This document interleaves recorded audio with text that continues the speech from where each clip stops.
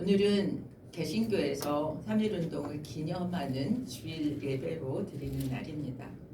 3.1운동의 그 대표 33명 중에 16명이 개신교인이었고요.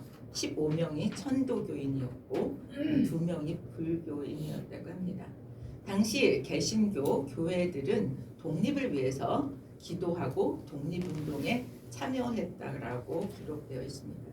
오늘 예배는 그래서 우리도 3.1운동 기념 주일 예배로 드리면서 현재의 대한민국 국민이면서 그리스도인으로 우리는 어떻게 살아야 하는지, 개인적으로도 또 국가의 국민으로서도 어떻게 살아야 하는지 오늘 말씀을 통해서 조명받으면 좋겠다는 생각이 듭니다.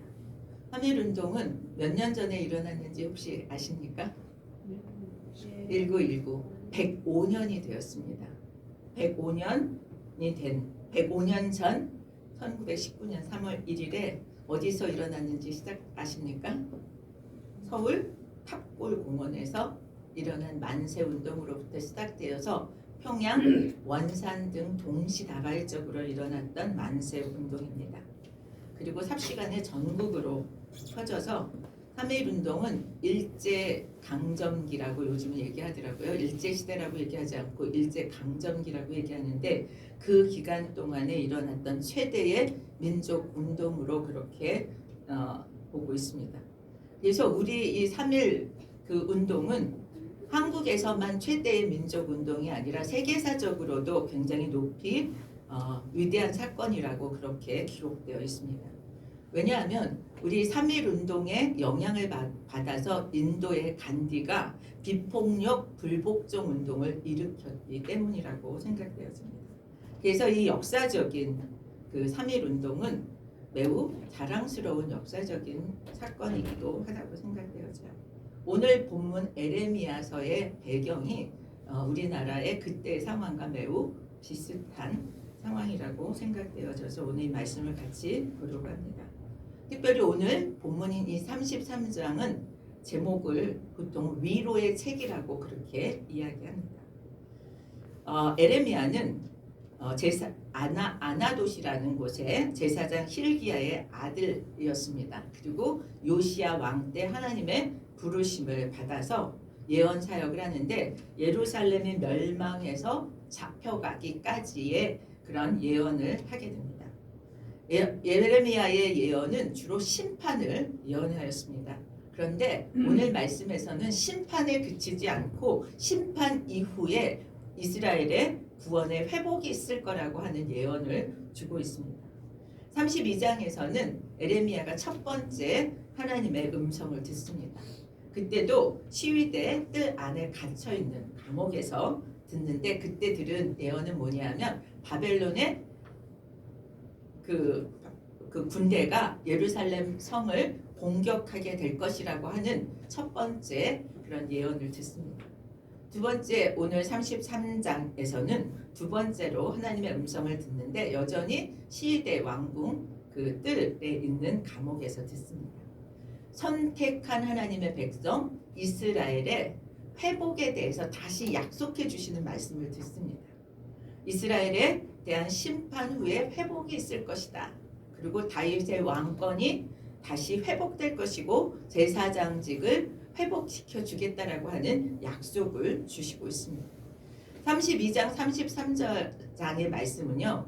예루살렘 멸망 전에 주시는 예언의 말씀입니다. 오늘 말씀을 보면 에레미야가 그 시위대 뜰 감옥에 갇혀 있는데 당시의 감옥은 지하 감옥이었습니다. 하나님께서 에레미야에게 명령하시는데 그 내용이 뭐냐면 그렇게 심판이 있을 거지만 너는 하나님께 부르짖으라. 그 부르짖음에 내가 응답하겠다라고 하는 약속을 주셨다는 것입니다. 그에게 그러면서 뭐라고 얘기하냐면 내가 알지 못하는 크고 은밀한 일을 보여줄 것이라고 약속해주고 있습니다. 그렇게 약속을 해주면서도 4절 5절에 가서는 예루살렘 성을 너네가 지키려고 노력함에도 불구하고 너희들의 죄 때문에 예루살렘을 심판할 수밖에 없고 파멸시키겠다라고 선언을 다시 확인합니다. 그러면서 심판할 것이라고 얘기하면서 다시 6절부터는 회복의 약속을 주십니다. 이스라엘이 회개하게 될 것이고 포로가 다시 귀환하게 될 것이고 예루살렘에 영광스러운 회복이 있을 것을 약속해 주고 있습니다. 저는 오늘 이 말씀의 흐름을 따라서 우리 개인이나 우리나라가 어떻게 위기를 만났을 때 하나님의 회복의 약속을 붙들고 갈 것인가에 대해서 우리가 기도하면서 인도함을 받았으면 좋겠다는 생각을 하게 됩니다. 시위대들의 감옥에 갇혀있는 상황은 에레미야가 어떤 상황이었을까요? 감옥에 갇혀있고 그 시위대 에레미야가 한 것은 하나님이 주신 말씀을 그대로 선포하는 일밖에 하지 않았습니다. 그런데 이스라엘 사람들에게 유다 사람들에게 그게 그렇게 듣기 좋은 얘기가 아니었던 거죠. 특히 뭐예요? 정치를 하고 있었던 사람들에게 예루살렘이 멸망할 것이라고 하는 예언은 매우 불편했기에 그들은 그를 감옥에 가두었습니다. 에레미야에겐 너무나 억울하고 너무나 힘든 그런 자리였을 거라고 생각되었습니다. 그런데 중요한 것은 그 고난의 자리, 그 어려움의 자리가 하나님의 음성을 듣는 자리였다는 거죠. 하나님은 홀로 있는 자리에, 홀로 있는 시간에 하나님이 말씀하시는 것을 우리는 성경을 통해서 많이 보게 되었습니다. 외롭고 힘든 시간과 장소가 하나님의 음성을 듣기에 가장 좋은 시간이고 가장 좋은 장소라고 생각되었습니다. 고난의 자리, 고난의 때는 하나님과 독대하는 은혜의 시간이고 은혜의 때인 줄 믿습니다. 성경에 많은 믿음의 선배들이 하나님의 음성을 그렇게 들었고 그 음성을 듣고 따랐고 하나님을 경험했고 믿음의 조상들이 될 수 있었습니다. 여러분, 야곱이 언제 하나님의 음성을 들었습니까?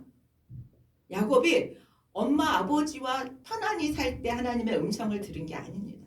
집에서 장막에 거할 때 들은 것이 아니라 형 에서를 피해서 도망 다니면서 아무것도 없는 황무지 광야에서 베델에서 하나님의 말씀을 들었습니다. 모세는 어땠어요? 애굽의 왕자일 때 하나님의 음성을 듣고 자기 동족의 그런 구하기 위해서 애굽의 사람을 죽이거나 동족의 싸움을 말리거나 한 게 아니었습니다. 그가 왕궁에서가 아니라 황무한 시내 광야에서 아무것도 없는 그곳에서 혼자 외로운 그런 투쟁의 시간에 하나님의 음성을 들었습니다. 엘리야는 또 언제 들었습니까? 하늘에서 불이 내려오고 바알과 아세라 선지자들을 다 물리칠 때 하나님의 음성을 들은 것이 아니라 왕후 악한 여자 이세벨을 피해서 도망 다니다가 로뎀 나무에 지쳐 떨어져서 누워 있을 때 하나님의 음성을 들었습니다. 사랑의 사도라고 얘기하는 신약의 사도 요한은 뭐예요? 유배지 반모섬에 가서 유배당하고 있을 때 하나님의 음성을 듣고 요한계시록을 쓸 수 있었습니다. 참 어떻게 보면 하나님은 왜 고난의 때, 고난의 장소에서 말씀하실까요? 저는 이거에 대해서 우리가 답을 찾기 원합니다. 하나님밖에 바라볼 데가 없을 때이기 때문입니다.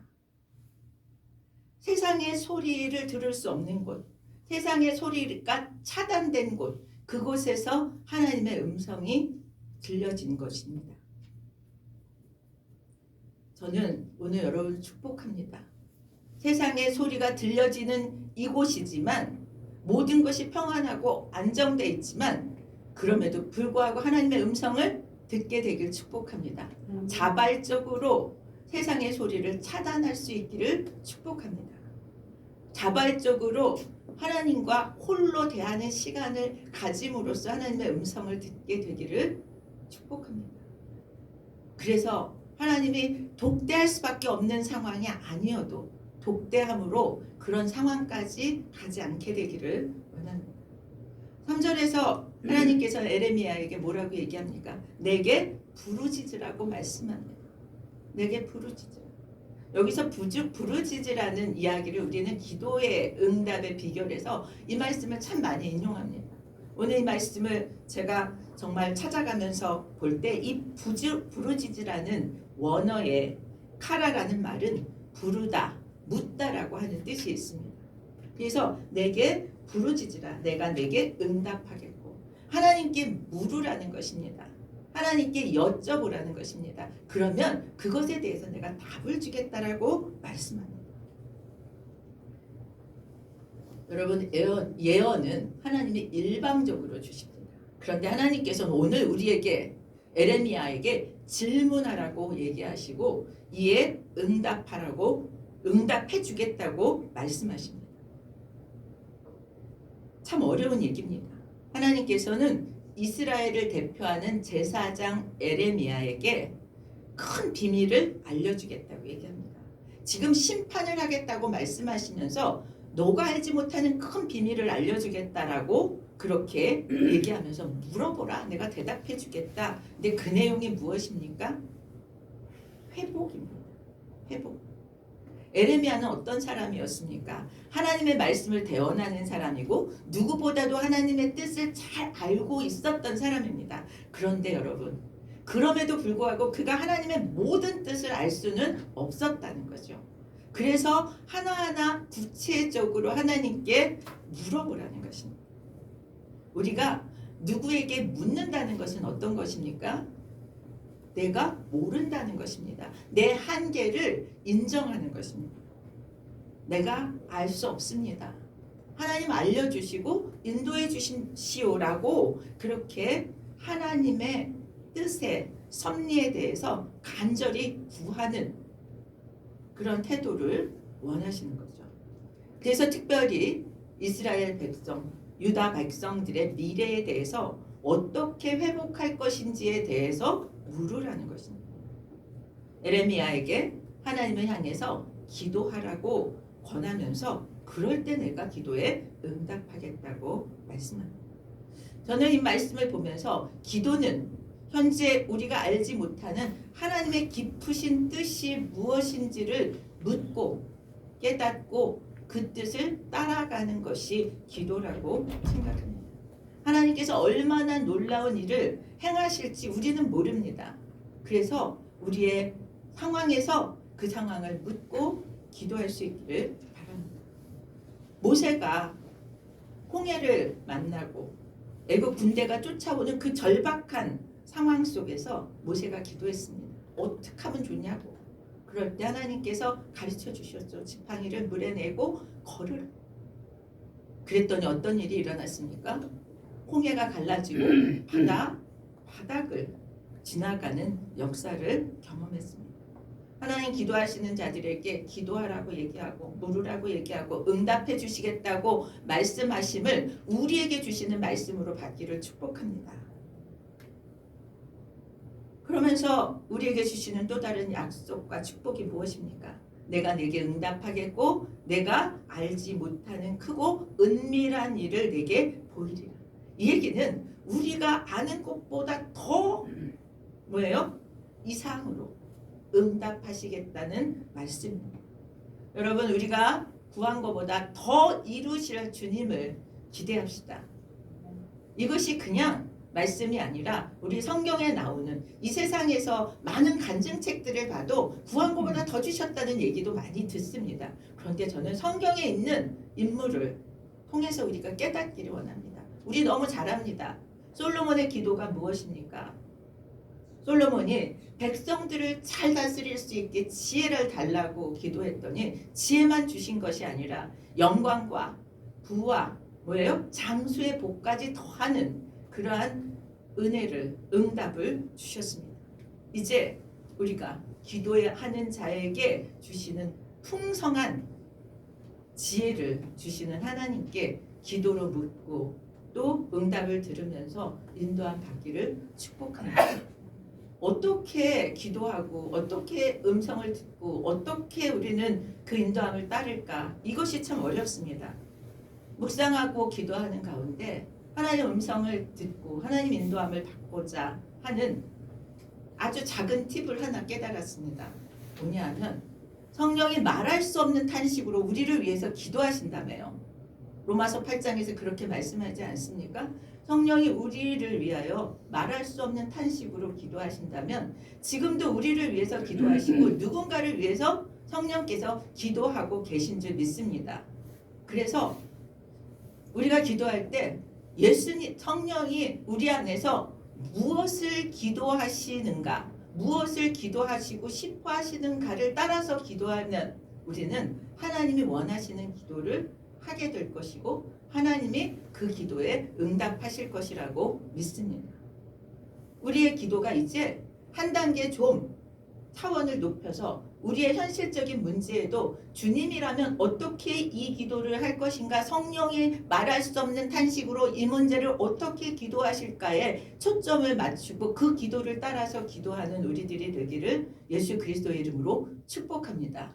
그럴 때 주님은 우리가 정말 성령이 우리를 통해서 성령이 하시는 기도를 우리의 입술로 고백하게 되고 그 기도를 따라하게 될 때 주님은 그 기도에 응답하실 것이라고 믿습니다.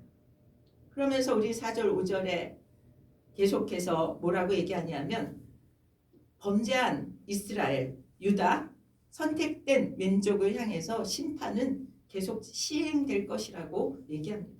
유다 백성이 저지른 죄악 때문에 하나님의 얼굴이 가리워졌다라고 얘기해요. 이 때문에 예루살렘은 계속해서 심판을 받고 파멸될 수밖에 없다라고 하는 얘기를 하게 됩니다. 그런데 회개하지 않으면 하나님이 약속한 백성이라 할지라도 하나님은 심판하신다는 것을 설명하고 있어요. 그런데 은혜는 하나님이 아무리 엄중하게 심판하신다고 하셔도 하나님의 긍휼하심이 없어지지는 않는다는 것. 하나님의 긍휼하심은 여전히 가지고 그 백성을 바라보시고 그 긍휼하심으로 대응해 주신다고 말씀합니다. 그것이 6절의 말씀에서 우리는 잘 볼 수 있습니다. 어떻게 회복할 것인가를 말씀합니다. 우리 6절 말씀 같이 한번 읽겠습니다. 그러나 보라, 내가 이 성읍을 치료하며 고쳐 낫게 하고 평안과 진실이 풍성함을 그들에게 나타낼 것이며. 하나님이 당신의 예루살렘 성읍을 치료하고 고쳐 낫게 하겠다고 약속하십니다. 그들의 죄 때문이지만 적들을 동원해서 예루살렘이 무너지겠다라고 얘기하지만 장래에는 회복될 것이라고 말씀하고 그 수명은 길어질 것이라고 약속하고 궁극적으로는 평안과 진실이 풍성하게 될 것이라고 축복까지 해주고 있습니다. 6절에 보면 여기서 저는 또 놀라운 것이 깨달아집니다. 왜냐하면 예루살렘 회복에 대해서 너네가 어떻게 해야지만 돼 라고 얘기하지 않으세요. 그냥 하나님의 전적인 은혜로 회복에 대해서 약속해주고 있습니다. 예루살렘 분명 악행으로 인해서 하나님과 담이 쌓여졌는데 하나님으로부터 멀어졌는데 그래서 하나님의 도우심을 잊고 있지 못했었는데 그리고 대적들이 저들을 공격해서 멸망시켰는데 하나님은 그들을 버리지 않고 스스로는 자기들이 구원할 수 없는 그들을 다시 치유하고 회복해 주시겠다라고 말씀하시는 것입니다. 우리가 무엇을 해서가 아니라 아무것도 할 수 없을 때도 하나님 당신이 택하셨기 때문에 회복하고 치유해 주실 것을 말씀합니다. 우리나라가 독립하기까지의 과정에 3.1운동도 있었고 독립 그런 을 위한 노력들도 있었지만 대한민국이 스스로 독립할 수 있는 상황이 아니었습니다. 제2차 세계대전을 통해서 한국이 독립할 수 있게 되었습니다. 이스라엘이 무엇인가 스스로 구원할 수 없었던, 유다가 스스로 구원할 수 없었던 그 상황에서 하나님의 전적인 주도권을 가지고 예루살렘을 회복시켰던 것과 매우 맥이 다 있다라는 생각을 하게 됩니다. 하나님이 그렇게 이스라엘의 회복을 말씀하신 것이 느헤미야의 예루살렘 성벽을 재건하는 일을 통해서 이루어지는 것을 우리는 역사를 통해서 보게 됩니다. 이 예루살렘의 회복을 우리 개인적으로 영적으로 우리에게 적용해 본다면 죄 때문에 회복할 수 없는 우리 인생들에 대해서 전적인 주님의 은혜로 예수님이 오신 사건을 통해서 회복되어질 것을 예표하는 그러한 사건으로 볼 수 있겠습니다. 하나님은 그뿐만 아니라 성읍의 회복뿐만 아니라 포로되었던 유다와 이스라엘, 북이스라엘 백성들도 다 돌아오게 할 것이라고 약속하고 있습니다. 이 북이스라엘은요, 에레미야가 예언하기 훨씬 이전에 멸망됐어요. 그래서 아수르의 다 사람들이 퍼졌고, 그 땅은 이스라엘 땅은 뭐예요? 그 다른 정복지의 주민들이 다 차지하고 살게 되었던 상황에서 이제 유다를 회복시키면서 이스라엘까지 회복시키겠다고 말씀해주고 있습니다. 고레스가 예루살렘을 성전을 건설하도록 포로를 귀환시킨 사건이 있죠. 그 유다의 포로가 된 지 70년 만에 고레스를 통해서 회복이 시작되어지는데 역사적으로는 뭐예요? 고레스를 통해서 일을 하셨지만 이 모든 사건의 배후에는 하나님이 역사하셨다는 거죠. 우리 인생의 모든 문제에도 하나님이 배후에서 역사하시고 회복해 하심을 믿기를 축복합니다. 유다와 이스라엘은 많은 범죄를 저질렀습니다. 스스로는 바른 길을 갈 수가 돌이킬 수가 없었습니다. 그런데 하나님께서 용서하시고 회복시키실 때 그들은 바로 회복될 수 있었습니다. 우리의 구원, 우리나라의 그런 회복 이런 것들은 우리의 결단만으로 이루어지지 않는다는 거죠. 하나님의 긍휼하심이 전제 조건입니다. 8절에서는 죄악을 사하시는 하나님의 주도성에 대해서 얘기합니다. 뭐라고 얘기하냐면 내가 이렇게 시작해요. 내가 그들을 내게 범한 그 모든 죄악에서 정하게 하며 그들이 내게 범하며 행한 모든 죄악을 사할 것이라. 그 모든 것들의 주도권이 하나님이시라고 하는 것을 얘기합니다. 에레미야는 심판의 메시지를 통해서 감옥에 가고 그 심판의 위기를 얘기하면서 희망의 메시지를 선포합니다. 자기 자신은 절망적인 위기 가운데 있습니다. 예루살렘도 절망적으로 파괴될 수밖에 없는 상황 속에 있습니다. 그런데 그 가운데서도 치료와 회복의 약속을 선포합니다. 그날에 어떤 일이 될 것인가? 그 얘기를 8절에서 하고 있습니다.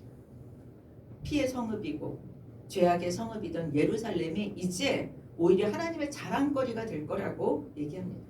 하나님의 기쁨이 될 거라고 얘기합니다.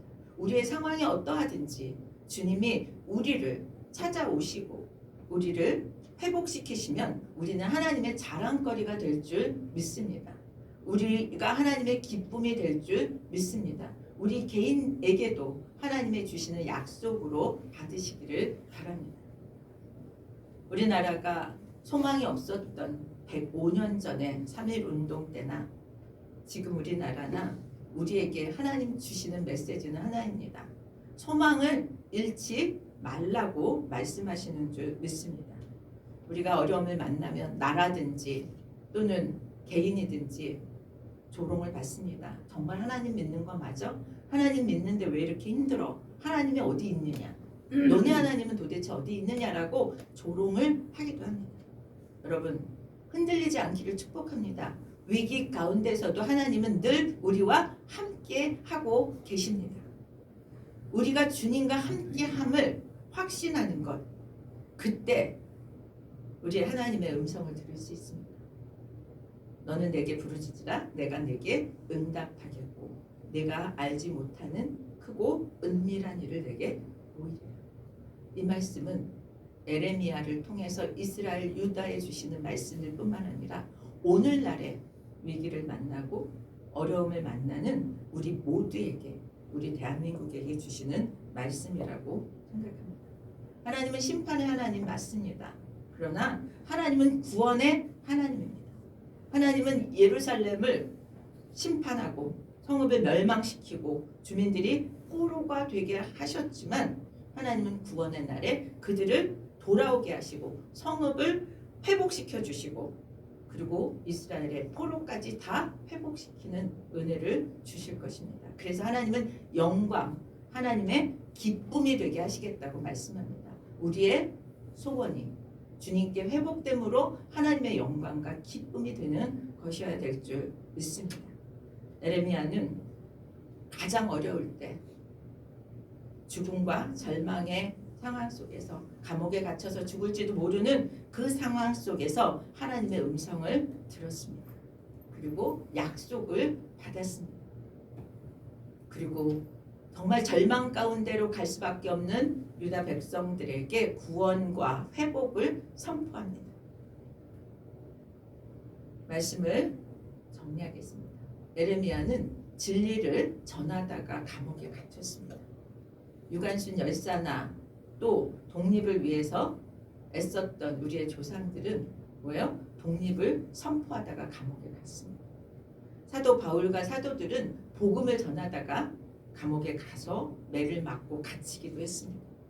예수님은 십자가까지 지고 돌아가실 수밖에 없었습니다. 진리는 때로는 고통을 가져오지만 그들을 통해서 구원이 선포되었습니다. 진리를 따르는 삶은 쉽지 않다라고 성경에 나옵니다. 그러나 진리를 따르는 이들을 통해서 구원의 역사가 이루어집니다. 진리를 따름으로 구원의 역사에 쓰임받는 우리와 우리 나라가 되기를 소원합니다. 진리를 따르면서 만나는 눈물과 고난은 우리에게 구원의 그런 초석이 될 줄 믿습니다. 우리 나라를 위해서 이 3.1 운동을 일으켰던 그때와 유사한 어려운 나라에서 우리 나라에게 진짜 구원을 가져다 줄 그런 나라는 있을까요? 외교를 잘해야 된다. 어느 나라와 잘 지내야 된다. 이런 얘기들을 많이 하고 있지만 오늘 우리 본문의 말씀을 통해서 우리는 유다나 이스라엘이 다른 나라와 손을 잡고 애국과 손을 잡고 바벨론과 손을 잡아서 그들이 구원을 받을 수 있었던 게 아니라는 사실을 본다면 우리는 우리 하나님만이 우리의 힘이고 보장이고 안전이고 또 우리의 정말 그 해답이 될 줄 믿습니다. 오늘 저는 이 3.1 운동을 기념한다는 것이 우리한테는 그런 무슨 의미가 있는가? 국가적으로는 그렇다면 우리 개인에게는 어떤 의미가 있는가? 여러분, 오늘 이 말씀을 통해서 저는 세상의 권력과 힘이 아니라 오직 하나님이 우리의 생명을 지켜주시는 분이라고 하는 것을 온전히 믿고 하나님께 의지하는 믿음으로 돌아가는 것에 의미가 있다고 생각되어집니다. 그렇게 하나님만 의지하고 하나님께 나아가는 믿음으로 돌아간다면 하나님의 주권적인 역사를 우리를 통해서 이루어 가실 줄 믿습니다. 오늘 하나님의 자녀로서 하나님께 더 가까이 나아가고 하나님이 주시는 구원과 회복의 약속을 믿는 믿음으로 감사와 찬양을 올려드리는 우리 모두가 되기를 간절히 소원합니다. 우리 나라를 생각하면서 다 함께 일어나서 애국가 같이 1절만 부르도록 하겠습니다.